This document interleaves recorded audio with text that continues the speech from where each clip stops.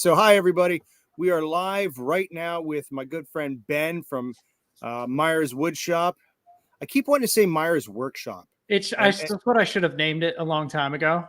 And the name, why it's Woodshop, and I wasn't so much into wood, but when I named it Woodshop was because I was into Parks and Rec at the time, and that's when I found Nick Offerman, the only internet woodworker I knew, and he was Offerman Woodshop, and I was like, well, I'll just mimic that.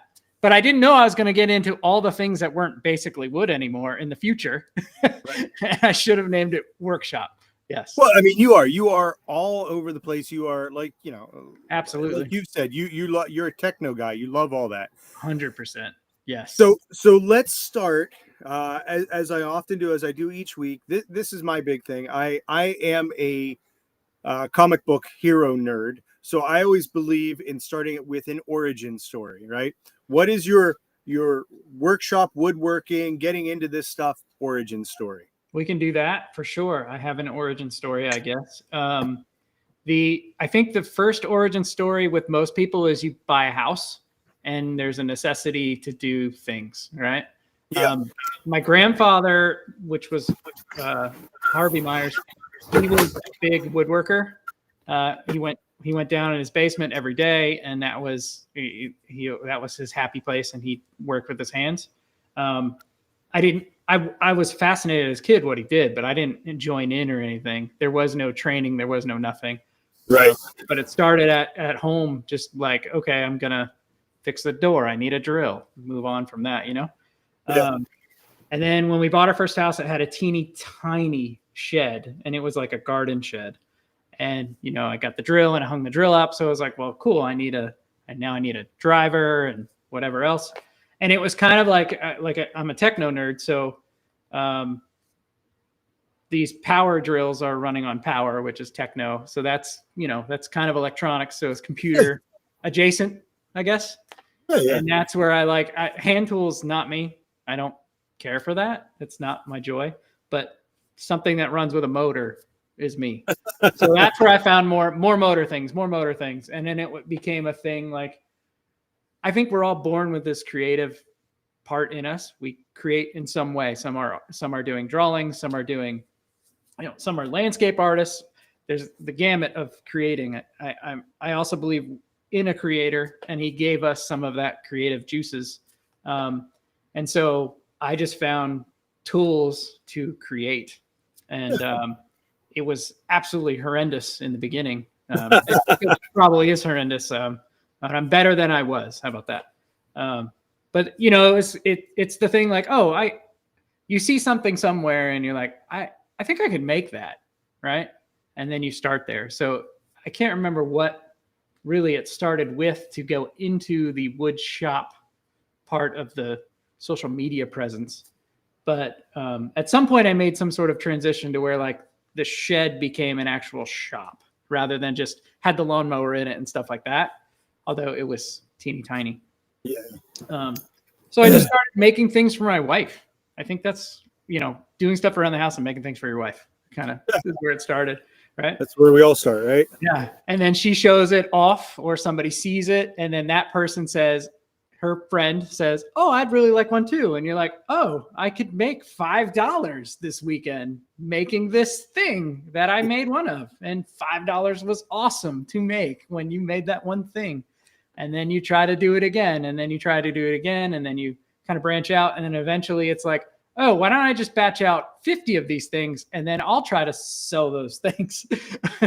So that's kind of where my origin for that woodworking thing started, I guess. So I'm similar. So many people, so many of us are. We had the house. I needed to make something. I was like, actually, it was an apartment. I needed to make something. I made it. I started off with a little Black & Decker kit that had the circular saw, the drill, the little, I think they called it the mouse sander. It had the little pointy. Totally had one of those. 100%. Yeah. Yes. Yeah. It was a great little kit. It was a great way to start out. And funny enough, when I moved to our house, our first house, I was like, all right, this is my corner of the basement. This is where I'm going to hang stuff. And I made a workbench. So it's funny. Yeah, we all have that same origin story of making a few things and then selling them. So, Yeah. all right. So you got Myers Woodshop because Nick Offerman, and you can't go wrong there. And you're selling stuff. Did you sell on Facebook? No, no, I didn't do any of that. I really, the origin kind of shifted shortly after I decided to do the stuff out and try to sell some stuff because I was a terrible salesman to do it when I made batches. Like I couldn't sell anything anywhere. I live in a teeny tiny town. So it's not like I'm in Atlanta where there's 5 billion people. There's like 5,000 people. So there isn't like, I don't have a big audience locally anyways. So it was kind of at the time when YouTube started, or nobody had like a filming studio like everybody has now. And the phones were not, I don't remember if I even had an iPhone at the time. I don't think I did. It was when GoPros did not have a screen. So you're pointing and taking pointing the camera. Yeah. You have no idea what's in the frame. You're just hoping it worked, right? And a GoPro was the camera at the time. There wasn't like DSLRs in your iPhone or whatever. But I for some reason, I was like, again, it was like, I could do that. I watched, everybody jumps on YouTube to be like, how do I fix a toilet? How do I fix whatever? And then you watch some guy that's like in his basement with one teeny tiny light with the worst camera you've ever seen. It's grainy and you could barely hear him, but he knows what he's doing. And he's like, okay, I could just do that too. I fixed it. Most of the time, I think that starts on cars. Everybody has to be like, okay, how do I change the spark plug or something, right? So I just watched something and I was like, I can make a video better than that. I'm pretty sure I can do that. And that's where I transitioned. I made my first YouTube video I got a jointer, and it was from Cut Tech back before. I think they changed now. They sold and changed. I don't remember what happened, but I was doing research on this jointer that didn't exist online. And I'm like, I can't find a YouTube video for it at all. It didn't exist. And I was like, well, I have a GoPro, like I don't really use. Let me just point it and shoot it and see what happens. Right. So I did that. And the funny thing about that video is still on my YouTube channel is the first 5 minutes of like unboxing the box. I recorded the in between those parts. So I didn't have the actual unboxing. But I did the crappiest video ever. It's the grainy. It's from the GoPro. Half of me, it isn't in the frame. But I put that up and it got some serious traction because it was the only one. Right. It just happened to luck into that.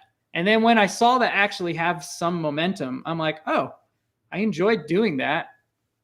I'll just do that with the next tool I get. And that's really the origin of like, okay, I didn't find this. I filled in the gap. And then I kind of did that from there on out.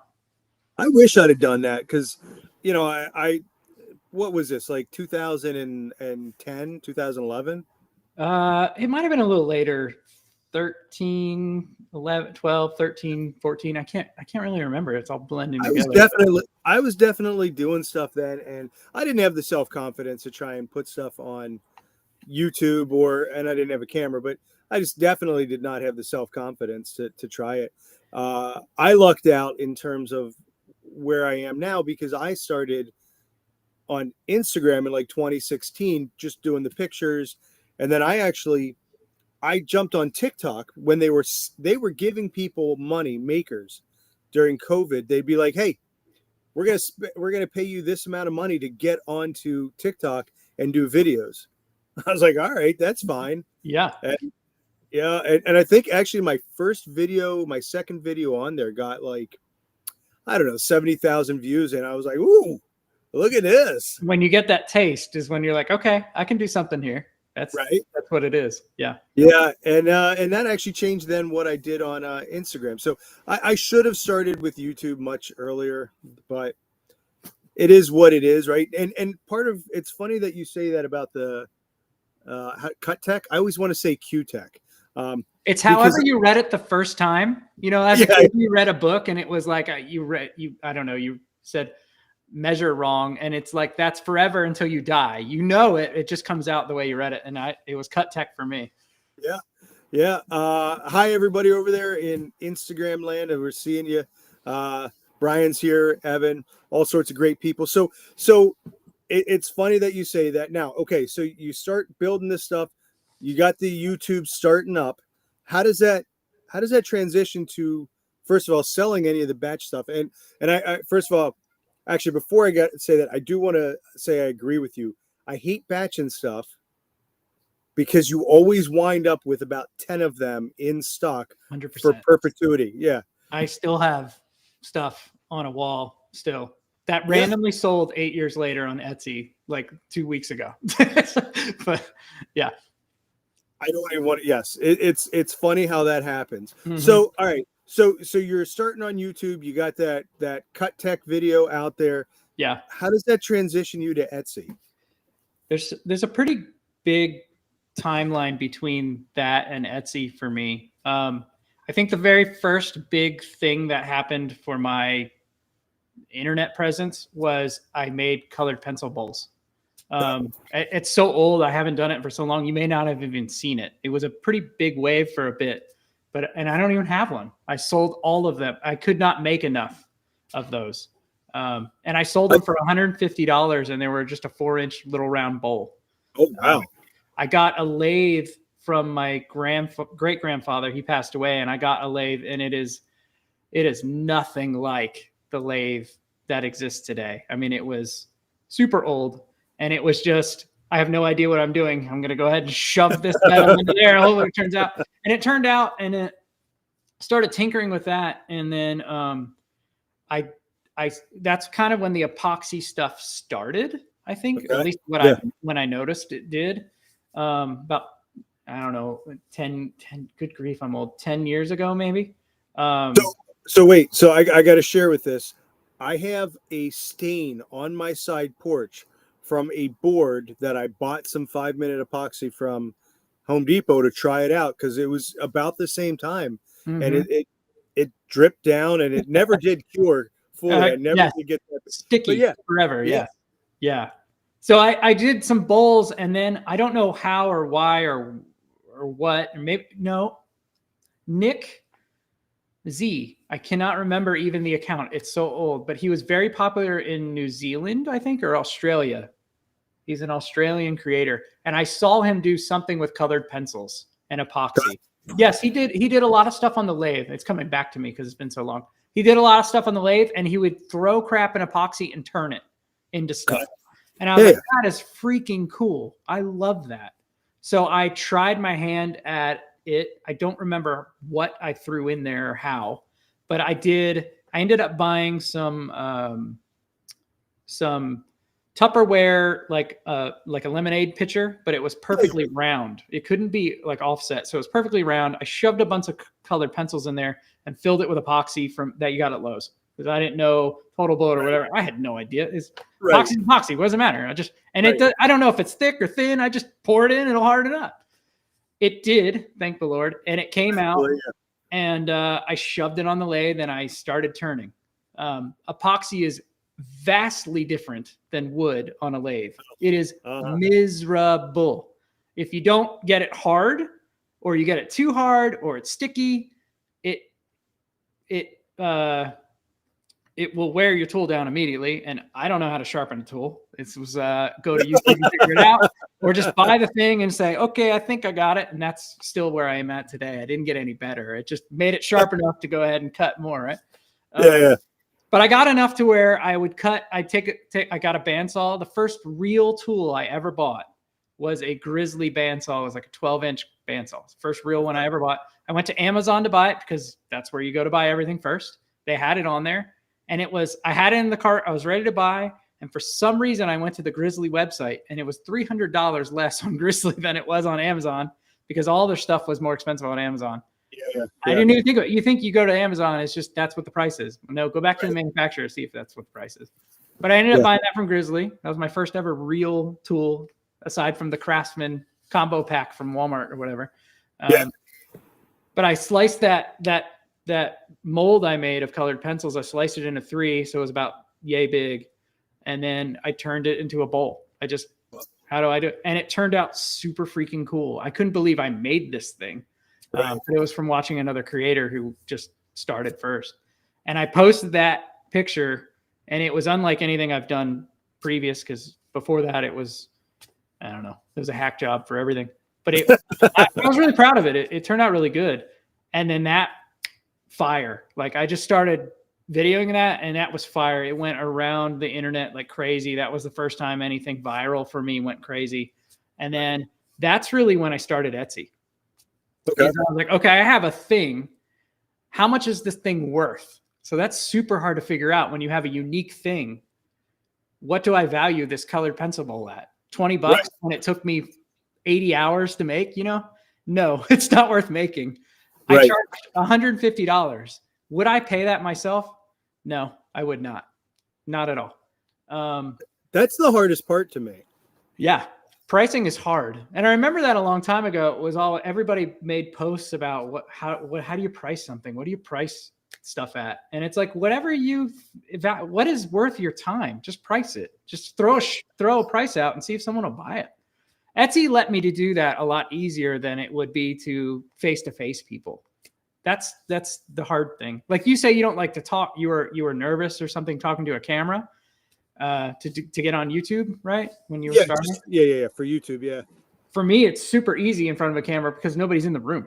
If you put me in front of like Workbench Con to give a speech, that would stress me out to no end. But throwing it in front of a camera alone, piece of cake. I'm by myself. I can talk to a camera by myself. But that makes sense for pricing. Like I really do. I hadn't thought of it that way, but it makes so much sense because when you go to a show and you set up stuff, people are coming up to you and you get to see their reaction, and the people who come up, if you're coming into my booth and you look at something in there and you're like, well, I can make that. I'm not buying that for $150, right? Yeah. 100%. It's easy, and that gives you a good. Okay, it's not selling at this price. I can try this price. It's selling a lot at this price. I can go to that price. Right. Well, the other thing too, I guess I forgot. I did do about 3 local shows, local in a few towns around us with my brother-in-law. We had a combined booth at 3 places. I sold nothing. So that was where I was like, whoa, I'm way overpriced or my stuff is crap. Either one of those, which is defeating. You just like, okay, I'm not going to do it anymore. I don't want to do anything, right?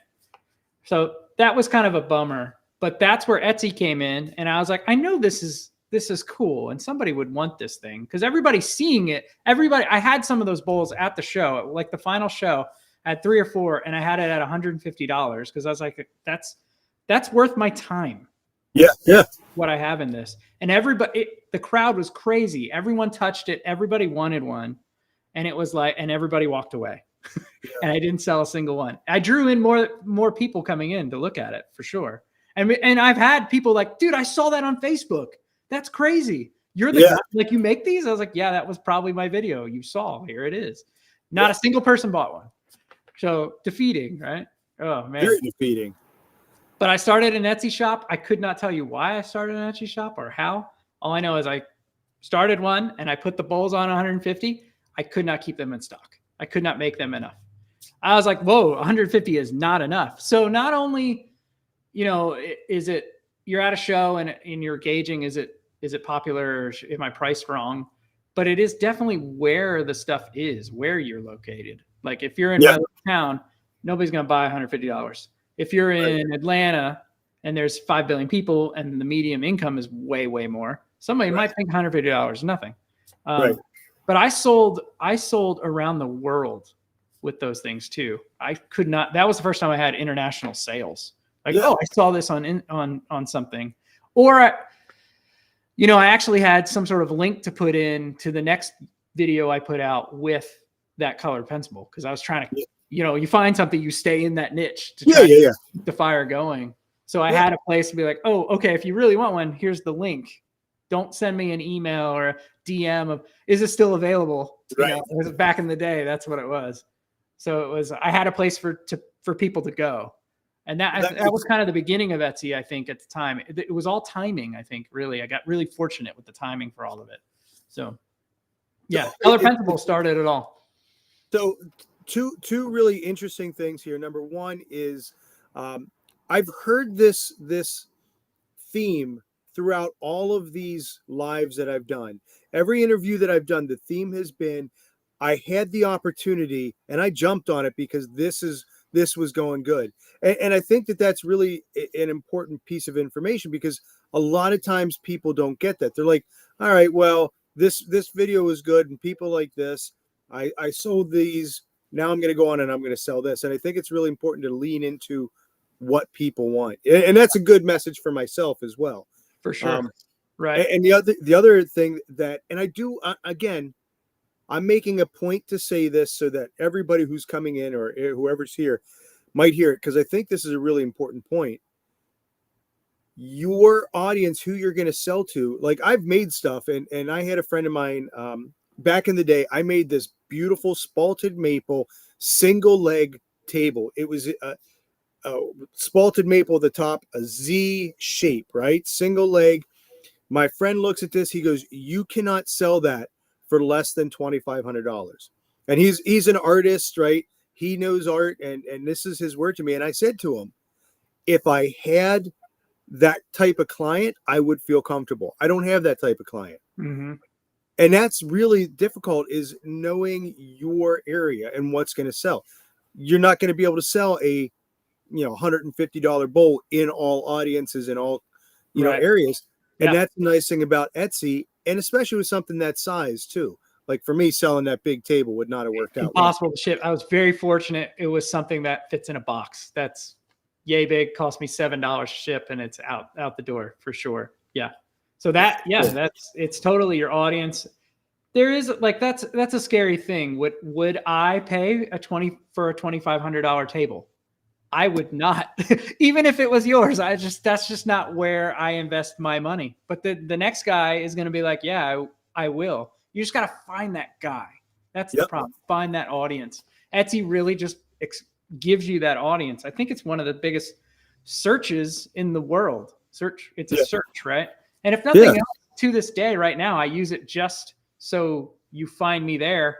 I put links to my stuff in my Etsy listings. So, and if a lot of my Etsy listings now are digital downloads, but I always have like, hey, you found me. Here's your digital download. Check out my other stuff. Here's my YouTube. So you come back and see the other stuff I have. So you get more exposure that way, So in your list, so this is going to be step one of the lesson, because I don't do this.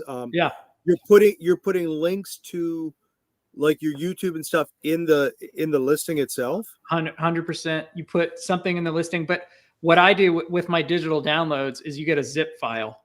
And when you get that zip file, there's a notepad file in there.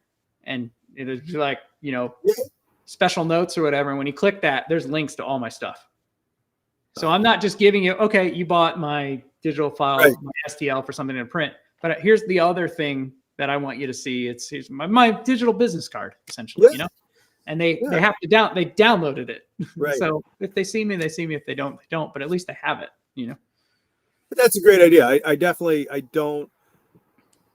I will admit one of my downfalls is I don't do what we just said you should be doing. It's jumping on when something's big. I'm not 100% into that. Yeah.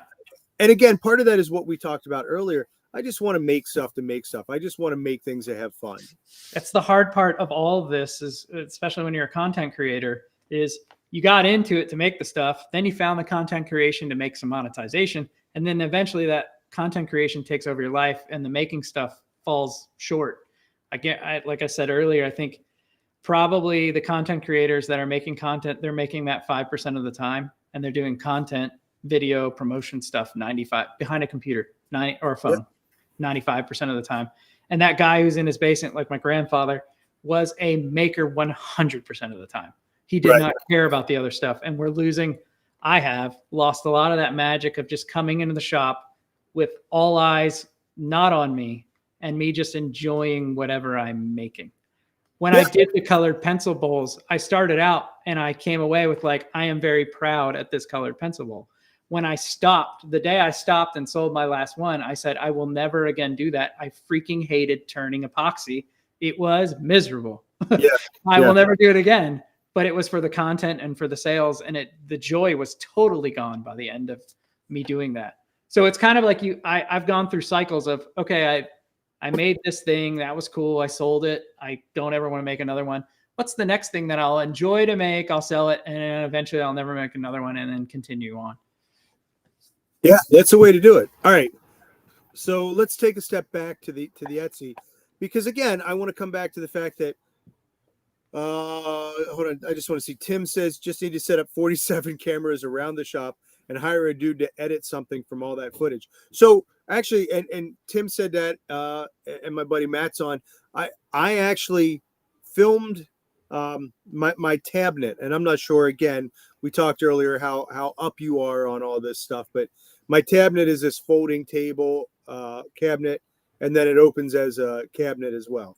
So it folds up to a table, folds down, and the front of it opens up as just a regular cabinet door. And that's been viral. That has been, that has gotten probably 50 million views in different forms. Yeah. No, sorry. Actually, I know for a fact it's gotten around 70 million. Doesn't matter.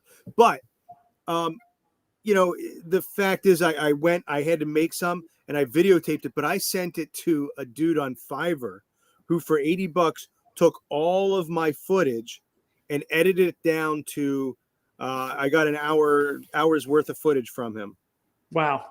That's the way to go, man. Man, if you could Right. do content creation, I could do it all over right now.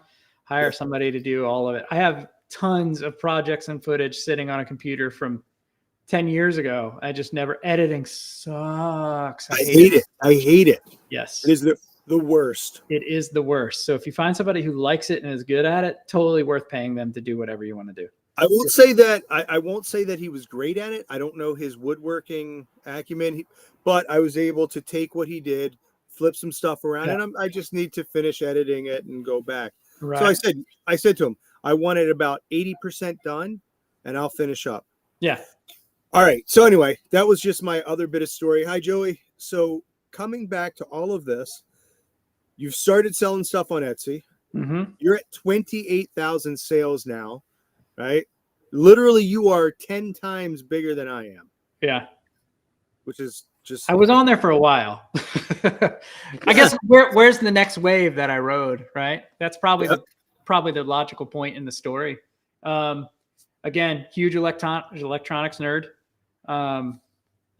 Also comic book nerd and stuff, as you can tell by my wall of all the things I wanted as a kid but couldn't afford. But yeah, so getting robots in the shop was a supernatural progression. That was it. It was, wow, okay, now I've got the woodworking tools and that's cool, but robots interfacing with a computer, that's the next wave. What was the first one? First one was an X-Carve, Inventables X-Carve. That was a major purchase for our beginning marriage. And one was still in college and one was living off of your beginning job. It was a big deal. Yeah. And it was a year of, I really think I want one of these, dear. I really want one. What do you think if I get one of these? Dear, are you cool if I buy one of these? Every day for a year. And it was just finally just at a year into, she's like, do whatever you want. And that's when I ordered one that night. Had I had a clue what I was going to do with it monetarily? Absolutely not. No, I am the opposite guy that everybody says, buy the tool you need for the job. And I buy the tool because it's freaking cool. What can I make with it? I have no idea. That's totally where I'm at, So I've done the same thing. And you'll appreciate this. My first CNC. So I bought a CNC because I was making these, where I'm from, where I am, Rochester, New York, has a Flower City logo and it looks like a flower. So I made one for somebody and it sold. So I was like, all right, I made another one and that one sold. So I was like, oh, I'm making a bunch of these. So I got a template. I had somebody cut a template for me out of acrylic and I messed it up. So I'm like, all right, well, I'm going to get a metal template, which with a hand router is not the best thing. Mm-hmm. And it actually shot out away from me. So when I really scared myself, this is what happened. It hit the router, the template. The router jumped out of my hand, but I caught the cord as it's going away from me. But the centrifugal force of it starting going brought it in a circle. So it came in and grabbed my shirt. and it starts coming in towards Oh, I my thought it ripped your shirt off. Tim Allen moment. It was so bad. But what was cool, the rigid router has an on-off switch on the top. So as it's coming into me, I'm like, no. Oh my, scary. So after that, I was like, I need to get a CNC, and I actually bought Bob's CNC. Have you ever seen these? The wood one? Yeah. Yes. And that was It a was mistake? no. Listen, Oh, really? it wasn't great. Uh-huh. But it worked. It was pretty rigid. I had a lot of fun with it. I learned a lot with it, and it did everything I needed. And then, I got to the point where I was like, all right, I need to get bigger. So then I went and actually I sold that, and a friend of mine had the X-Carve, and he said, hey, I'm going to sell this to you. And at the time it was selling for like $2,800. Yeah, it was. Yeah. And I said to him, I mean, this thing had all the bells and whistles, almost brand new. And I was like, he goes, how much are you going to spend? I said, I wasn't going to spend more than $1,500 on my next one. He goes, well, that's a bit of a downgrade for us. He goes, whatever, we want to get rid of it. Yeah. Okay. All right. So I had the vacuum. I had everything. It was fantastic. Yeah. But so for me, and I don't know if you're the same way, for me, I ran into an issue with just those belts and the wheels and everything else. And so last year I upgraded. I know that we're on the same page here. I upgraded to the Onefinity, and that's like a world of difference to the X-Carve. It's any belt machine for sure. Yeah. My Going God. from ball screws to belt is a pretty big difference. But when I bought the X-Carve, I have never seen a CNC machine in my life. Not in real life. No clue what I was doing. They are really, really good at advertising on your Facebook page. To this day, that's the only ad I ever get is just Inventables. It's cool. You sold me, man. I'm buying this thing. Yeah. So I bought that thing not having a clue what I was doing, not with any intent on selling anything. Just, this is cool. It's technology. It's in the shop. It's a computer. I'm going to do it. And I picked it up really fast. I was very fortunate. And there's nothing like watching a robot do what you programmed it to do for the first time. I mean, it's totally lost on me now. It's just like, it's work now because, it's when you program something and you hit go, you want the thing after you've done it for 7 years or 8 years. But I remember back then, I remember watching it the first time, just be like, oh my gosh, I can watch it cut a circle for an hour. This is amazing, right? I think that's progression with everything you buy. With when you buy a CNC, when you buy a laser, when you buy a 3D printer, you watch it the first time forever, and you're like, "This is just amazing." The T-shirt printer I got now, it's no different than an inkjet printer, but I still watch it, and I'm like, "This is amazing! I can make my own shirt." Right? But yeah, so I got that, and very shortly after that, I was approached to get a Shapeoko. I took that. I was asked to do some videos on that. That was one of the first times where like, you've made it when you get a free product and when you get a free cloth or a free tape measure or a knife. You're like, holy crap, I am big time. Look out, friends. I'm too big for you to talk. I just got a free knife. This is amazing. That was I will say that was like 7 years ago. That was a big deal. Yeah. Everybody and the mom gets whatever. But yeah, that was a big deal. So when I got a $3,000 machine, that was a huge deal. That was amazing. So I did a comparison video between the two. And again, that didn't exist on the internet. So it was just, it wasn't on YouTube. Comparing both. Yeah, you compare one and the other, but you don't have both in the shop. I had them both side by side. So I did a comparison video. And that is where my niche on YouTube went. And it just pointed to, you are the electronics dude in the shop guy. And for right now, it's CNC machines. So that's where my niche went.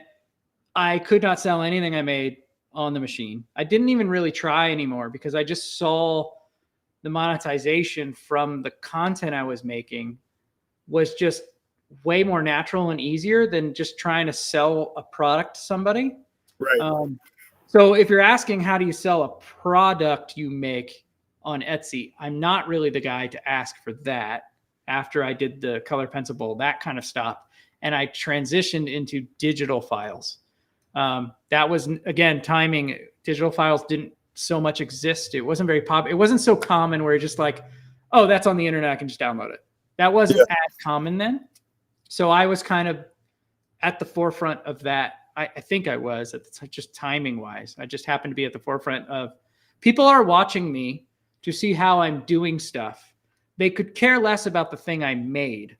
They have the same, I could make that in them.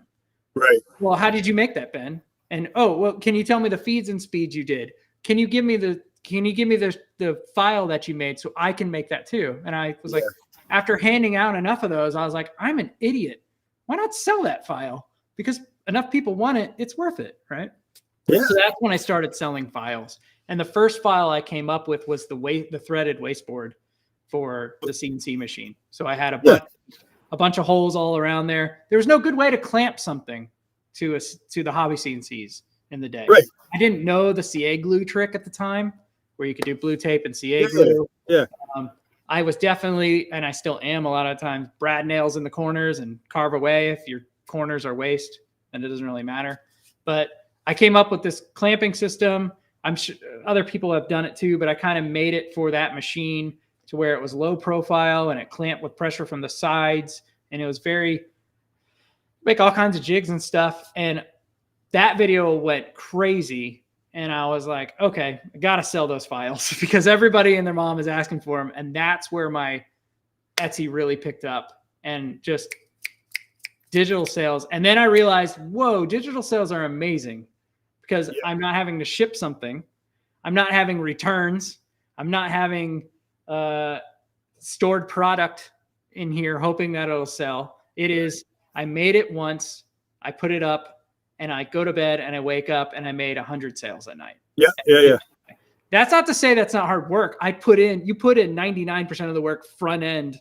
Yeah. Like it took I had to make the video for it, had to come up with the project, had to do all, make the Etsy listing, do all this stuff, make it to where the video explained how to use it. So I didn't have to answer questions after the sale, right? I could just say, well, go watch the video or go to my blog where I detailed it in detail.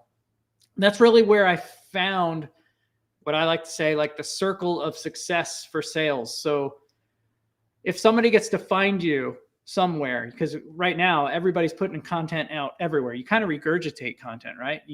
You're literally doing it right now. You're putting this on Instagram and YouTube. You're regurgitating it in both places, right? So that's kind of where I was like, okay, they found me on YouTube, findingly like, oh, okay, Ben's working on this machine that I have. How do I learn how to work this machine? Okay, I'll watch him. Well, they're asking me questions on like, how did you do this? How did you do that? Can I get the file? Well, I'll put that file on Etsy and then I'll put the details of how to do it, like more than my YouTube has, on my blog post. So it's that circle of my YouTube is pointing you to my Etsy, which my Etsy is pointing you to my blog, which my blog, if you find my blog first, is pointing you to my YouTube. And it's that circle of income to where I'm hopefully income. Yeah. All those little teeny microtransactions end up to one bigger transaction. Yeah. So that's kind of what I found there. And that's where I started putting that information in the digital file download. Like, hey, you want to learn more about this? Go to my blog. And my blog had ads on it and had links to, you can scroll to find the other stuff. Yeah. So. Well, that's great. I mean, you're putting into words what I see happening, but never really thought about. Yeah. It'd be a great class to be like, and it's not because I'm a pro at it. It's just, this worked for me and this is how I did it. And it makes sense. Well, I'm going to say, I just want to say it's the common sense idea, right? It's thinking through. You've done this enough times that you're like, oh, okay, this is what's going on. I obviously have not done it as much. I haven't put that kind of thought into it. I'm still hoping that, hey, if I throw this against the wall, people are going to buy that. But I love, coming back, the digital stuff really is, it's amazing to be able to sell digital files simply for the simplicity of getting those out there and letting them take care of everything else. It's so simple. This is where I find I think maybe most people would have this when you have a larger following, that you have that core group of people who are, I don't know, maybe 1% of like are your friends who are watching because you're friends. Yeah. You have maybe a 9% core group who are watching you because they're invested in you and they like what you're doing and they want to do those things. And then when you hit the virality, that last 90% are watching you because they found your color pencil ball and watched it. They could care less about buying one. They could care less about the process. They're never going to make one themselves. Those are wasted views that are cool to say, I hit a 10 million view. Super cool. Congrats. How much of that are you getting paid off of? That's what really matters, right? And that's like that 9% of that whatever group is. So when that 9% was telling me stuff and they were engaging with me, I was like, okay, people don't care about buying the things I'm making. They really care about the process and what are the things I'm using that I could sell or link to about the process. So that's kind of where Etsy has helped. Another point in Etsy too, in that notepad thing is, okay, you want to make this thing like with the wasteboard file I have. Well, the machine cuts out MDF, but then you need T-nuts to put in there and bolts. Well, I linked those to my Amazon linking. Right. Boom. Not only did they buy the file, and they're now going to use that Amazon linking that I put in that digital file with the notes. And they're going to go buy that from my link where I'll get some affiliate income too. So there's that circle again. Where can I put more of my links into more of my stuff? You know what? I want to throw in one other part there to your. First of all, Suman's on there. Profit margins on digital is wild. It is, and oh my gosh, yeah. I can't see any comments. So if somebody's asking, that's why I'm reading it. Well, okay, there's nothing on YouTube, but yeah. When I did my plans for my tabnet, it literally took me 65, 70 hours between making pictures, writing up the plans, editing out, doing everything. Mm-hmm. You know, so it was an intense amount of time, and it thankfully has paid off. Yeah. But that's the tough part with anything digital is you do 90% of the work up front and you hope the payoff is worth it. Like with CNC jobs, I have a lot of people locally that know I have CNCs and I do this stuff. And they're like, hey, can you do this? And I'm like, yeah, but do you have the file? Do you know what font? Do you like, if you present me with, here's my SVG, go ahead and cut it out. That's a different price than I want this sign. I have anything to give you. You're doing it from scratch. Well, before I even cut the thing out, you're already at $60 because that's an hour's worth of my life, right? Yeah. It's one of those deals. But with digital files online, there wasn't that. It was like I did this for myself, and I just so happened everybody else wanted it, and I was like, okay, I'll put it up for sale, right? I mean that makes sense. I love that, and I mean, again, it's sold immensely well. What's your biggest seller? Well, we got to continue down the progression of the story of where I'm at today, right? So the next spot after I got CNC files, I got into lasers. Huge into lasers. I've had probably 100 lasers, maybe 200 lasers come through my shop. Oh yeah, big. Name a laser, I've had it. That's crazy. Yeah, you just got an Eon laser. I've had one of those 5 years ago. I had them all. It's a great, awesome, amazing, wonderful laser. It's fantastic. So, all right, but I got to ask, you've had 200 lasers come through your shop. Why have you had so many come through? How many are staying? How many? Bigger, faster, better. You move on to those things. You hand them off to a friend. Now, probably 80% of those were diodes coming through. And then once you do one video on YouTube on something, all the China brands you wake up to 182 emails from China saying, can we send you something? And at the beginning, it was like, yeah, I'll do that. I'll do a video. And I did it. And then it was overwhelming when you just start accepting all of it. You're like, what the crap am I doing this for anymore? Every one of these are exactly the same. They just rebranded it. I don't want 400 lasers in here. What am I going to do with them? I need one. And then I started selling them. And then it was like, I couldn't even sell them. I just started giving them away to everybody I knew because I was like, here's a laser. You get a laser. I got a laser. You get a laser. Your small town in Arkansas has the largest. Everyone has a diode laser here. Every single person, right? And then eventually they're like, I don't even want one. Don't even give me one. And so now I What don't Ben even, give me for Christmas? Oh, it's another laser. another laser. I just delete it, right?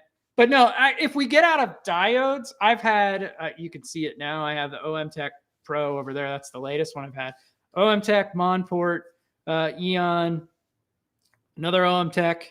I've had 3 different fiber lasers, diode lasers. I have the JTech on the Onefinity. So I went crazy into lasers. But to start off with what happened to lasers was the exact same thing I did with the X-Carve. X-Carve CNC just happened to be the first one. I got into lasers before anybody else got into lasers. And I bought with my brother-in-law Fiery Squirrel Art.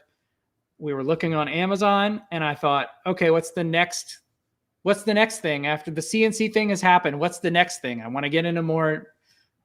What about a laser? And we randomly went halvesies on Amazon before OM Tech was OM Tech. It was Orion Motors. I bought a black and yellow laser on Amazon, straight up paid for it. Had, again, never seen one in my life, never used it, had no clue. It got delivered from Amazon and we wheeled it through my backyard because we could not lift it up. We went, now I'm thinking back, like, how did the laser tube not just destroy? We had no clue what we were doing. How were the beams aligned? I had no clue on earth how to turn this on, what anything did. And we filmed it. It was a YouTube video. Again, went super, super good for the YouTube video because it just content did not exist. And everything we did on there, we just kept filming. Okay, I added a milliamp thing. Here's how I align the stuff. And it was kind of I was one of the first ones doing that with the laser.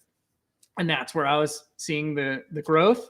And then people were buying. Again, put out the YouTube video. Here's the link, how to buy it. Here's the blog post of like how I unboxed it. What are the tips and tricks or something? Then point you back to, okay, and the next video is I added a milliamp reader because they didn't have those back in the day. I bought it on Amazon. Here's how I attached the wires. Now, when I look back, I'm like, wow, I did not know how to solder. I'm lucky I didn't die. But it was one of those things that kept going and going. And then I think I saw somebody have one at some point or something, these hold downs that go into the honeycomb. I started selling the file that I made for my own little hold downs, starting in the digital thing. It wasn't the stuff that was coming out of the laser. It was the stuff that I was using to make stuff on the laser that everybody cared about. Right. What was the speed and feed you did for whatever?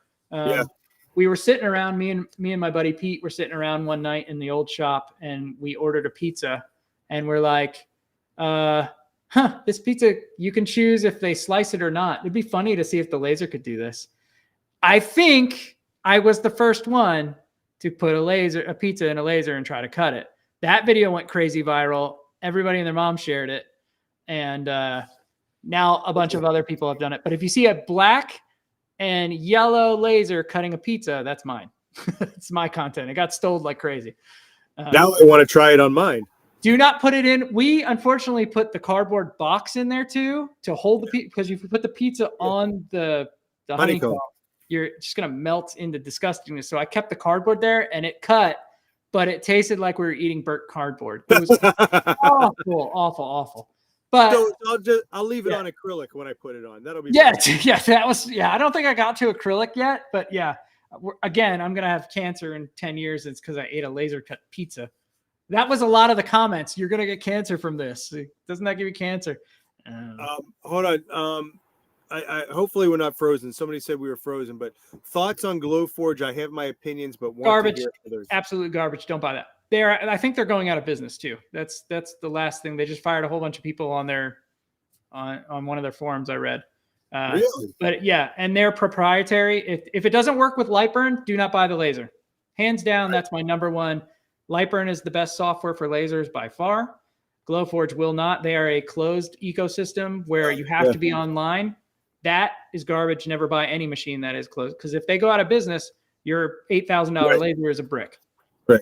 I have a couple X tools, and I like that. I like their software in terms of the way I always think about it is it's easel. Yes. To Carveco, and then it's the XCarve. XCS, Yeah, to light burn. it's simple. It's nice and easy. Right. Light burn light.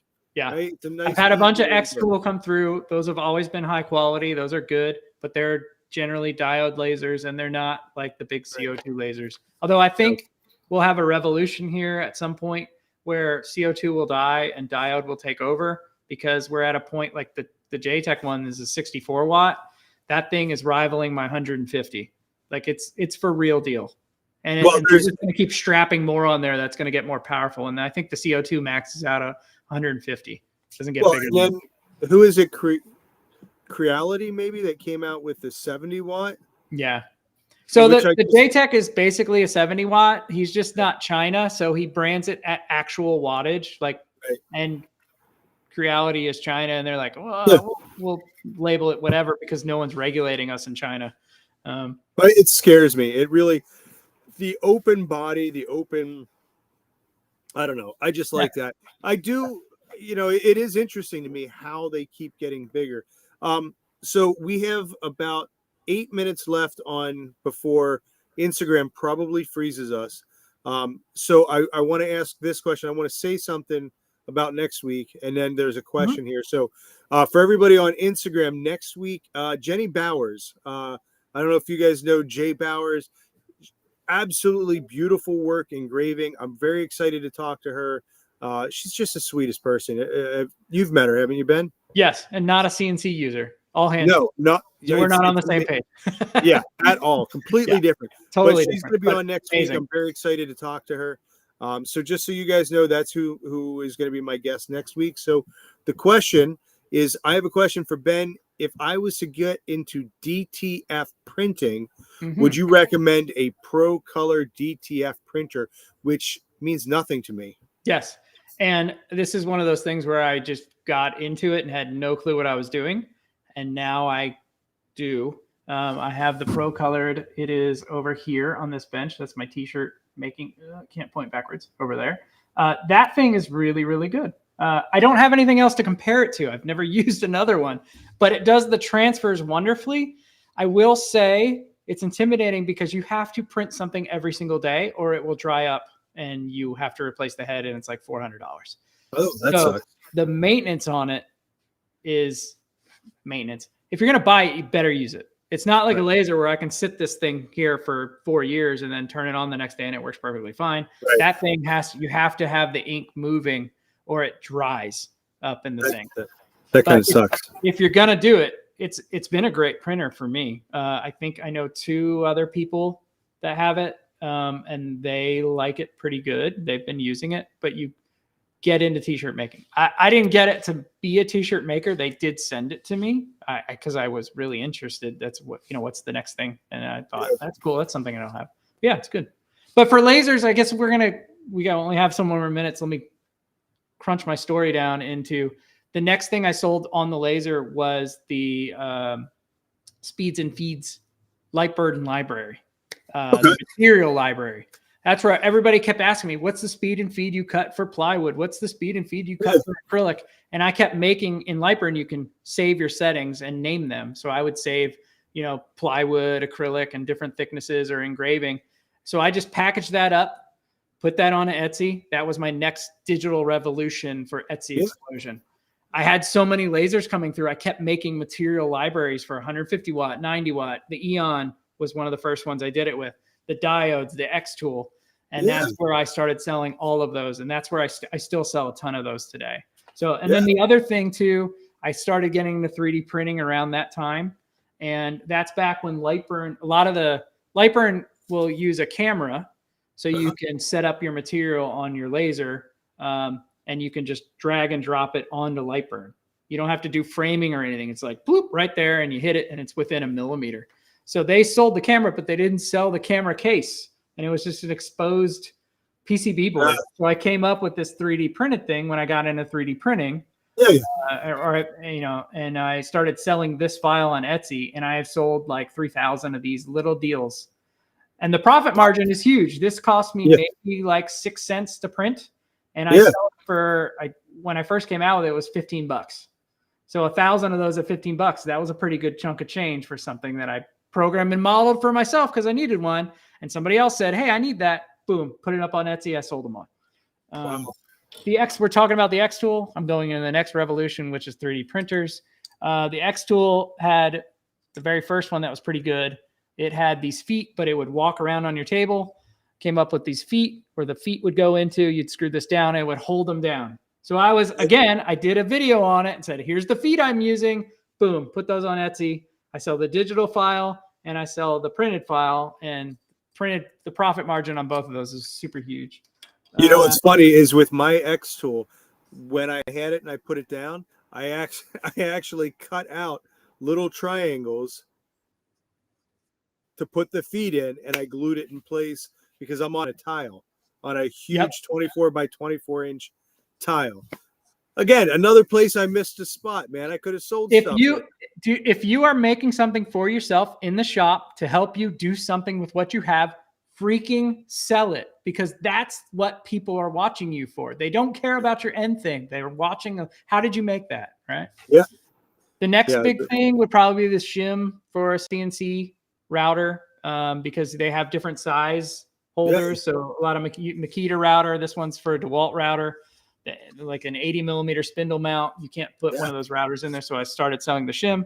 Super simple to design. I did this in Tinkercad, which is like for elementary kids, which is a great 3D printing site to start doing your own designs. It's additive and subtractive. So all I did to make this was bring in a circle, extrude it up, bring in another circle, extrude it down to disappearing, and then a third circle to make the lip, and then chop the center off. Super simple.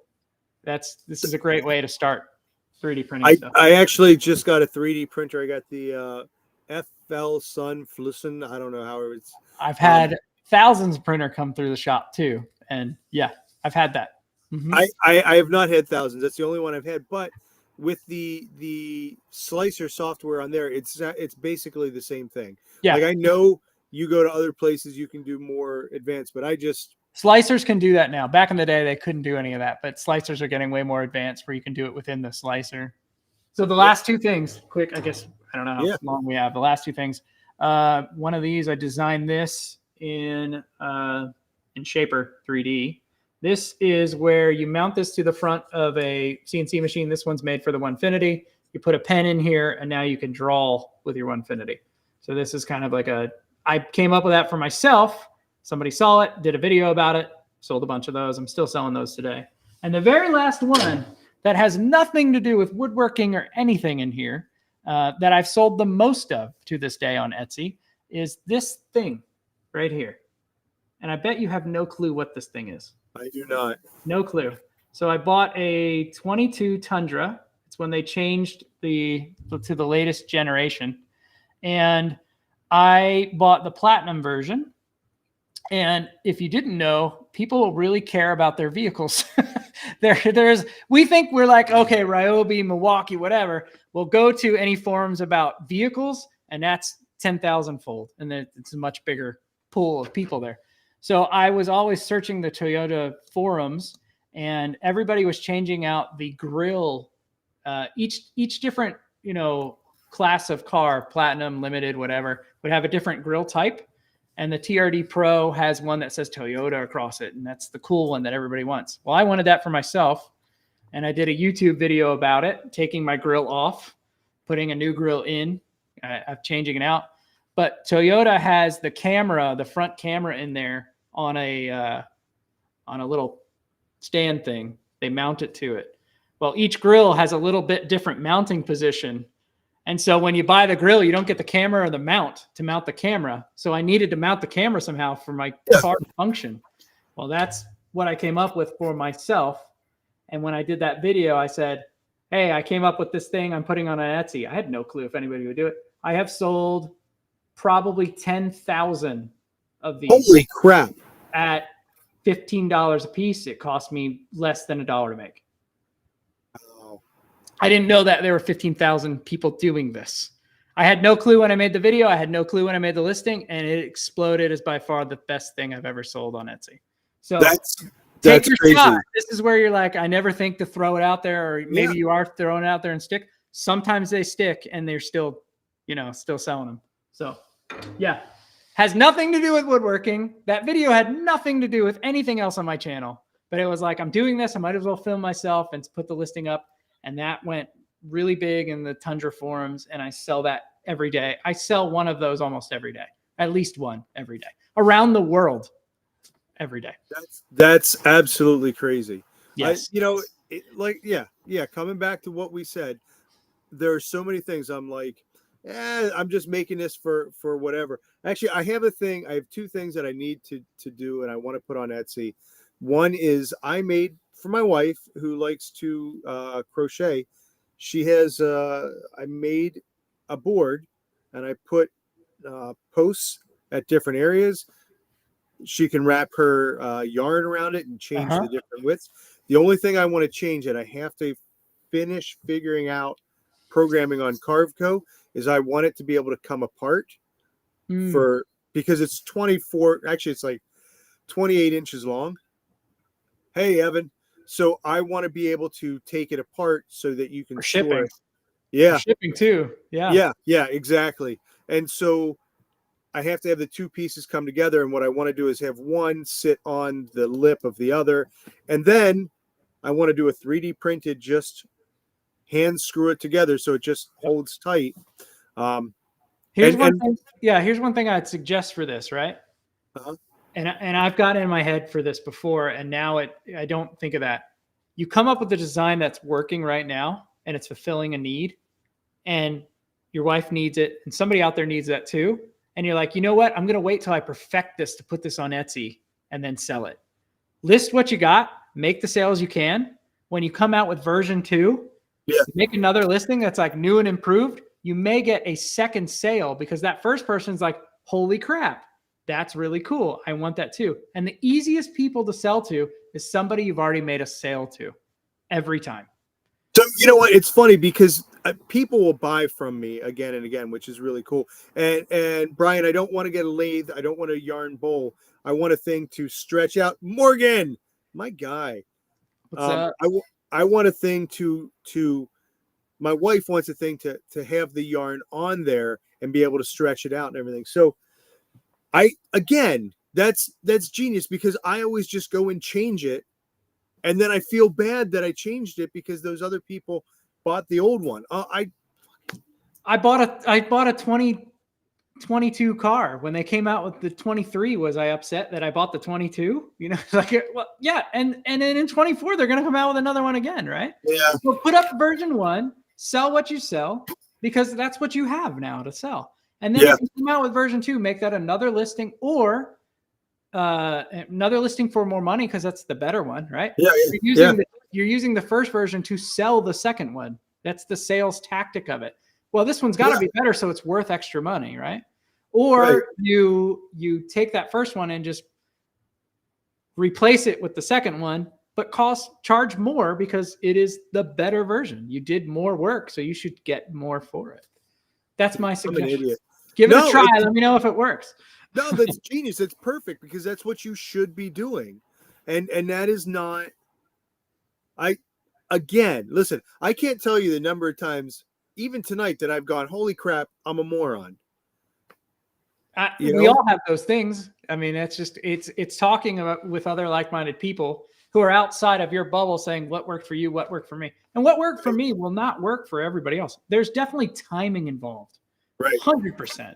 So it's when you find that thing with the timing, but don't wait to post it. Just put up what you got and see what happens. And that's what happened with my jigs last year is I didn't want to wait and it did go really well. My problem is I think you have a much more, I'm going to say, I know this for a fact and talking to you beforehand about your organization, you have a much more business-minded, organized mind, right?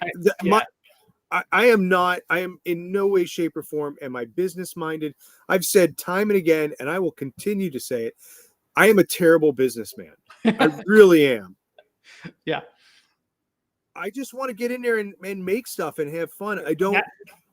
Then find the guy who is the good businessman and get the tips from him and keep going.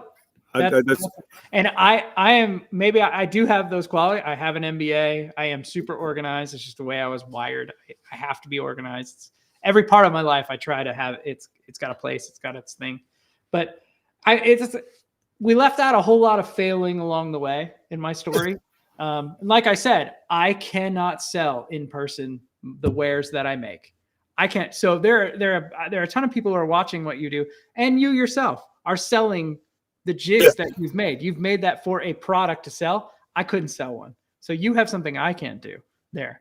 But when maybe you can team up with someone, that's where two heads are better than one. You team up with what your strengths are not. You find that person who does have those strengths, and you team up and you become a wonder duo, right?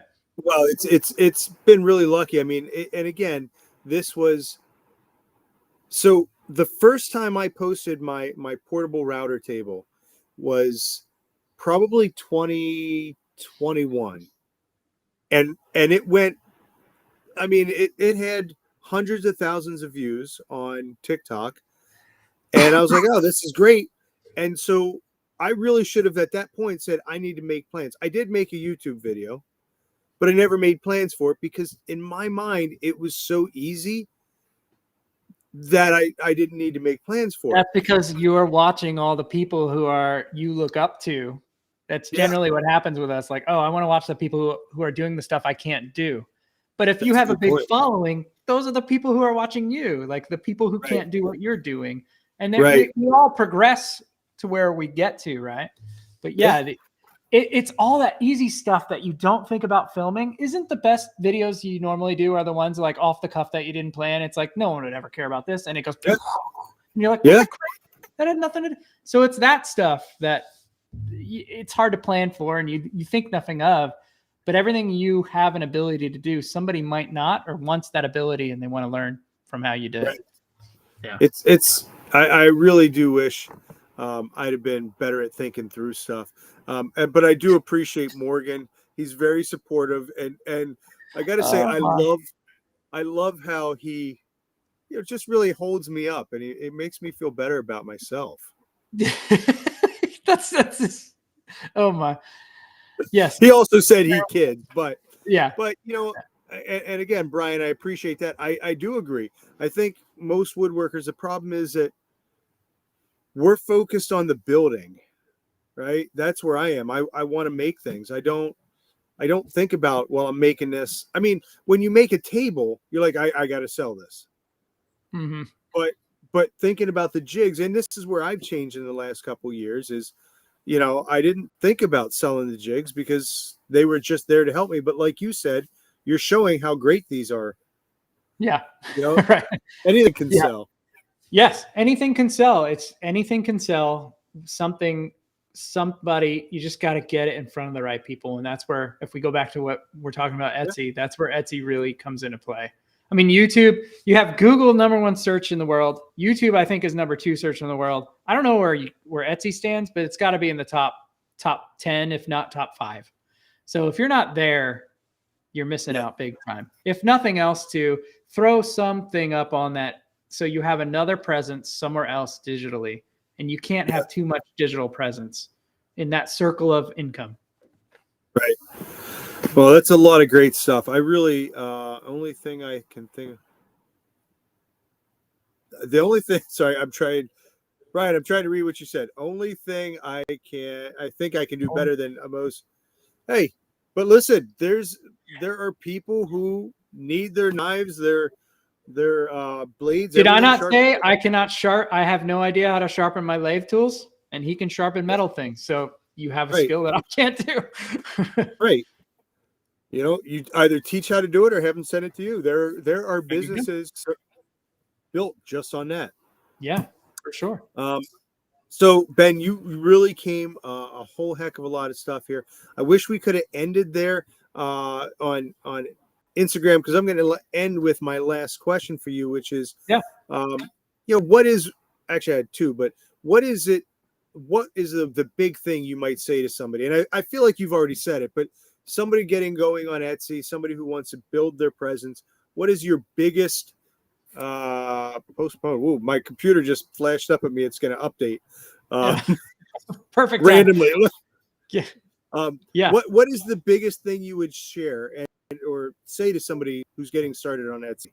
To sum it up, man, I guess you never know. You never know. You think you're in one niche now, and you might move to another niche later, and you might move to a third niche after that, and that's completely okay. I've made money in every niche I've gone to, and it's not like I turned my back on what I used to do. It's just if the passion stops and it becomes dread, it's okay to stop. Like for Instagram, the passion has stopped for me, and the posting every week was work. And in no way, I got 0% joy out of it. And I don't do it anymore. I posted one the other day because I actually did use my laser out here. And I was like, oh, I'll make something. This was fun for me. And that's and I probably won't post again for the rest of the month because it's for me now. I did my public thing. And that's okay. Like we have different seasons in our lives, and you're going to have different seasons on Etsy. But throw up what you use. That's probably my biggest thing. It wasn't the outcome for me. It was what I was using, and I shared what I used, and I sold what I used. And that's where I've made the most money on Etsy. So you can't post version 1, and it's okay, because when version 2 comes out, you can post that one too. And somebody might buy that one as well, or pay more money for version 2 because it's better than version 1, right? So that still blows my mind. Hi, Vanessa. That still blows my mind because I am so like, nope, it's gotta be right. I gotta do this. I gotta get this done. And I wish I'd have thought about that sooner. Well, post up your beta jig right now and then see what happens, and then come out with a final one and compare. I come back to me with what your numbers were, and it'll be interesting to see what happens. I'm gonna do the Dremel, that'll be, because I was going to, I was going to go and I was going to recut it and I was going to do stuff, and I like that. I'm going to work on the plans, but that's post great. Up one and see what it goes. And then, a lot of times the community or the buyer will tell you, hey, I wish it did this thing. And they're making version 2 for you. You can only think of so much, but when it gets into different hands, it morphs into something different. Right. And, the other thing is, like, when you think about the things that are outside of your area, your forte, and you're designing for someone else, you can't think through all of the issues. Right.